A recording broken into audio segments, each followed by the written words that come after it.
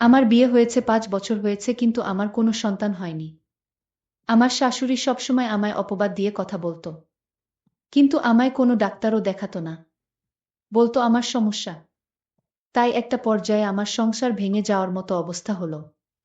শাশুড়ি বলল, আমি আমার ছেলেকে আরও একটি বিয়ে করাবো।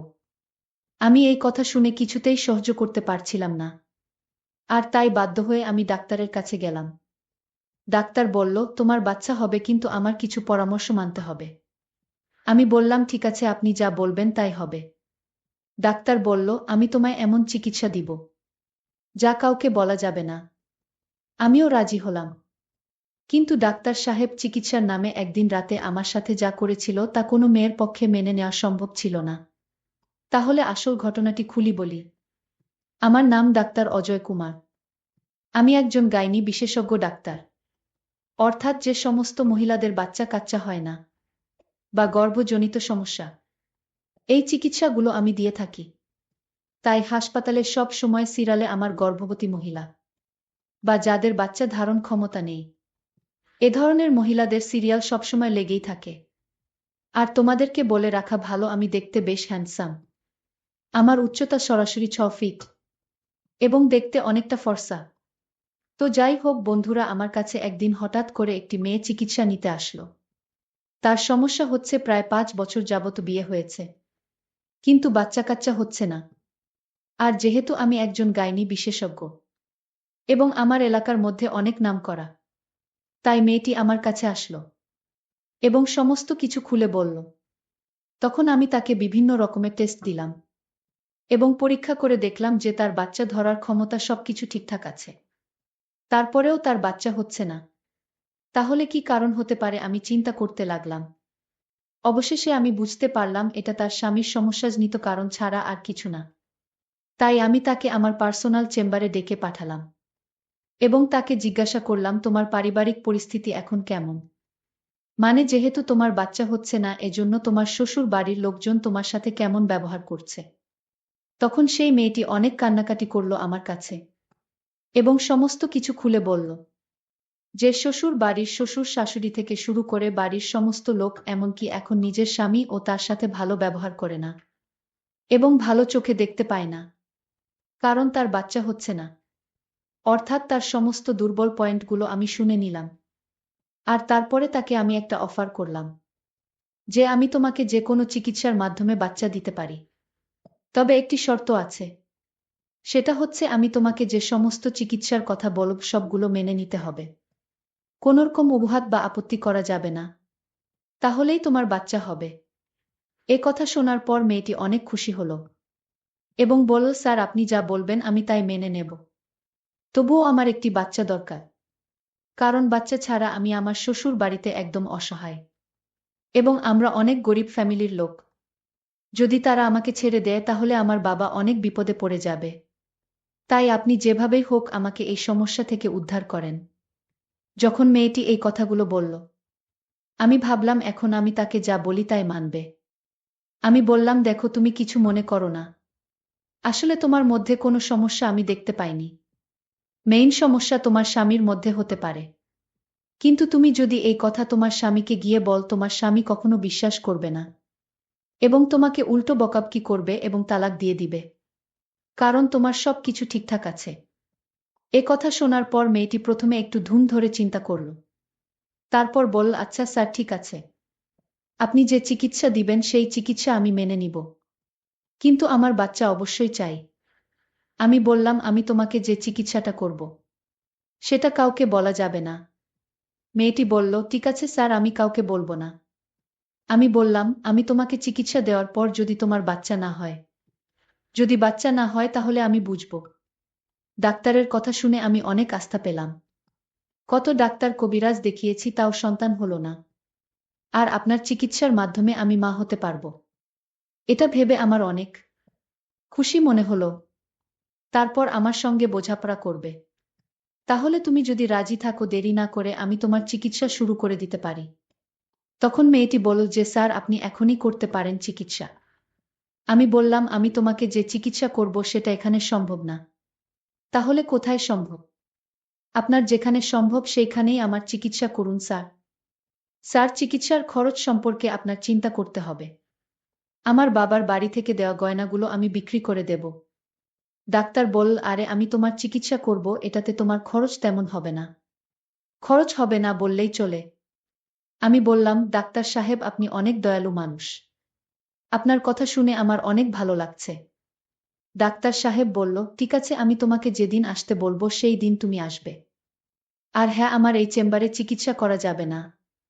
তুমি আমার বাসার চেম্বারে আসতে হবে।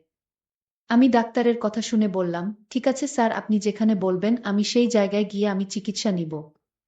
ডাক্তার আরও একটি কথা আমায় জানিয়ে দিলেন, তিনি বললেন যে যেদিন আমি চিকিৎসা নিব সেদিন যেন আমি একা আসি। আমার সঙ্গে অন্য কেউ আসতে পারবে না। আমি এই কথাটা শুনে কিছুটা আশ্চর্য হলাম। আমি তখন একটু চিন্তায় পড়ে গেলাম।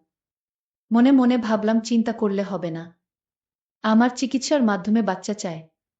আমি বললাম, স্যার আমি কোনোদিন আসব। ডাক্তার বলল, তোমার ফোন নাম্বারটি দিয়ে যাও। আমি তোমাকে যেদিন কল করব ঠিক সেই দিন তুমি বাসার চেম্বারে চলে আসবে। ডাক্তার বলল, আমার একটি কার্ড নিয়ে যাও, এই কার্ডে আমার বাসার ঠিকানা দেওয়া আছে। আমি যেদিন তোমায় ফোন করব ঠিক সেই দিন চলে আসবে। আমি বললাম, ঠিক আছে স্যার। আমি বাড়িতে ফিরে আসলাম। এসে দেখি আমার স্বামী ঘরে মন খারাপ করে শুয়ে আছে।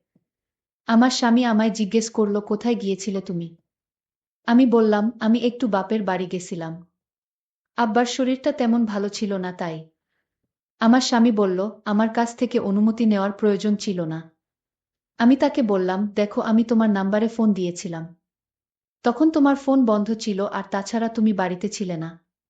আর তাই বাবার অসুস্থতার কথা চিন্তা করে চলে গেছিলাম। আমার স্বামী বলল, আমি মানছি আমি বাড়িতে ছিলাম না। আমার মা তো ছিল। মায়ের কাছে বলে যেতে পারতে। আমি তখন বললাম, মা তো শুধু আমায় বকাশকা করে আমাকে দেখতে পারে না। সবসময় কুটা দিয়ে কথা বলে আমি নাকি এ বাড়িতে পোড়া কপাল নিয়ে এসেছি। আমার সন্তান হয় না। এটা কি আমার দোষ? আল্লাহ যদি না দেন তাহলে আমাদের কোনো হাত আছে? আপনার মায়ের কথা আমার আর সহ্য হয় না। আমি কত অপমান সহ্য করে তোমার বাড়িতে আছি।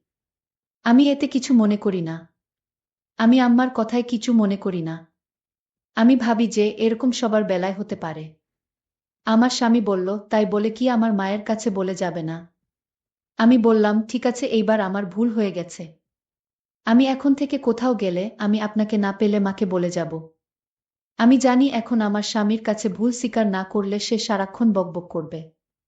এর চাইতে ভুল স্বীকার করলেই তার কাছে আমি ভালো। আর তার কাছে ভালো থাকার জন্য আমি মাথাটা নিচু করে দিলাম। আমার স্বামী তখন আমায় আদেশ করে বলল, আর কোনোদিন তার অনুমতি ছাড়া যেন বাড়ির বাহিরে না যাই। আমি বললাম, ঠিক আছে, আমি আপনার অনুমতি ছাড়া বাড়ির বাহিরে যাব না। এরপর দিন ডাক্তার সাহেব রাত ৮টার দিকে আমায় ফোন দিল। আর বলল, তুমি আজ আমার বাসার চেম্বারে আসো। আজ তুমি আমার সাথে দেখা করো। আজ তোমাকে সঠিক চিকিৎসা দিব।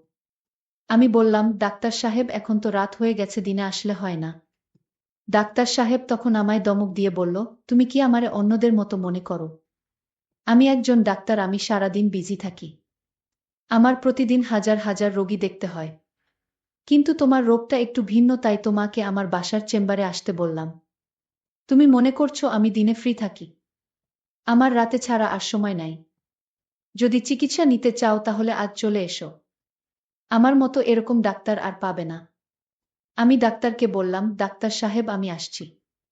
এখন আমি চিন্তা করতে লাগলাম বাড়ি থেকে কিভাবে বের হব।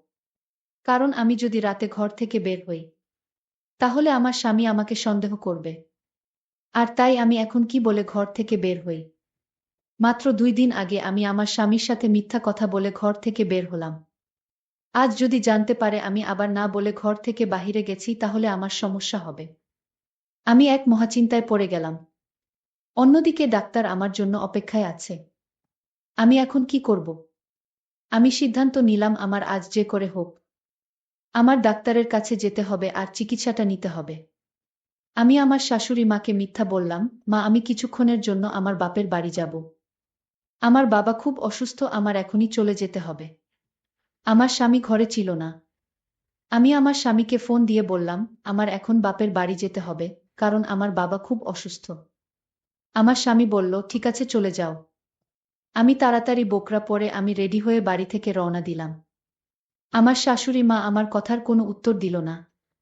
আমি কোনো কিছু চিন্তা না করে ডাক্তারের বাড়ি উদ্দেশ্য করে রওনা দিলাম। এই মুহূর্তে ডাক্তার সাহেবের ফোন আসলো। আমি ফোনটা রিসিভ করতেই ডাক্তার বলল, তুমি আসবে আজ? যদি না আসো আমি আর কোনোদিন আমি তোমার চিকিৎসা দিতে পারবো না। আমিও দিব না। আমি ডাক্তার সাহেবকে বললাম, আমি রাস্তায় আছি, আমি আসতেছি। আপনি কিছুক্ষণ ওয়েট করেন। আমি আসতেছি। ডাক্তার বলল, ঠিক আছে। ডাক্তার সাহেব তখন চিন্তায় পড়ে গেলেন। ডাক্তার সাহেব বললেন, আজ আমি আমার স্ত্রীকে বলবো আমার একজন জটিল রোগী আমার সাথে দেখা করতে আসছে, আর তাই আমার চিকিৎসা দিতে হবে। আমার স্ত্রী জিজ্ঞেস করল, মেয়ে না ছেলে? আমি বললাম, মেয়ে। আমি মনে মনে সিদ্ধান্ত নিলাম, আজ ডাক্তারের আসল রহস্য জানতে পারব। আমার স্ত্রী বলল, তাহলে তুমি তাকে চিকিৎসা কি বাসায় করবে? আমি বললাম, ওনার একটু জটিল সমস্যা, তাই আজ চেম্বারে আসতে পারেনি তো, আর তাই এখন বাসায় আসছে। ঠিক আছে, তোমার রোগীর চিকিৎসা করো। এর আগে আরো 5 জন মেয়ে তোমার বাসায় আসছে চিকিৎসার জন্য। আমি বুঝলাম না রাতে আসে কেন। আমি আজ দেখব আমার স্বামী কি চিকিৎসা দেয়। আমি আমার স্বামীর উদ্দেশ্য জানার জন্য আমি আগে থেকেই ওনার পার্সোনাল রুমে লুকিয়ে পড়ি। মেয়েটি তখন রুমে এসে হাজির। ডাক্তার সাহেব বলল, তোমার জন্য আমি অনেকক্ষণ ধরে অপেক্ষা করছি। ডাক্তার বলল, আজ তোমার সারা রাত এখানে থাকতে হবে, কারণ এই চিকিৎসা করতে প্রায় 7 থেকে 8 ঘন্টা সময় লাগে। আমি ডাক্তার সাহেবকে বললাম, কোনো সমস্যা নাই, আমি বাড়ি থেকে বলে এসেছি। ডাক্তার বলল, তাহলে তো কোনো সমস্যা নাই। আচ্ছা, আজ যে চিকিৎসাটা আমি তোমায় দিব তুমি কিন্তু কাউকে বলতে পারবা না। ঠিক আছে ডক্টর সাহেব, আমি কাউকে বলবো না। আপনি আমার চিকিৎসা শুরু করতে পারেন। ডাক্তার বলল, ঠিক আছে, তুমি বেডে শুয়ে পড়ো, কোনো নড়াচড়া করবে না। আমি বললাম, ঠিক আছে ডাক্তার, আমি বেডে শুয়ে পড়ছি। তখন আমি লক্ষ্য করলাম ডাক্তার সাহেব লাইট বন্ধ করে দিল। আমি বললাম, ডাক্তার সাহেব লাইট বন্ধ করলেন কেন? ডাক্তার সাহেব বলল, আমি তোমায় এখন যে চিকিৎসা দিব সেটা অন্ধকারে দিতে হয়। আমি বললাম, না ডাক্তার সাহেব, আমার খুব ভয় করছে, আমার সাথে কেউ আসেনি। আমি একা আপনার রুমে, আমার খুব ভয় করছে। ডাক্তার বলল, ভয়ের কিছু নাই, চিকিৎসা নিতে হলে ভয় করলে চলবে। ডাক্তার সাহেব যখন আমার বেডে আসলো, ঠিক তখনই লাইটটা জ্বলে উঠল। ডাক্তার সাহেব চমকে উঠল, লাইট কিভাবে জ্বলে উঠল?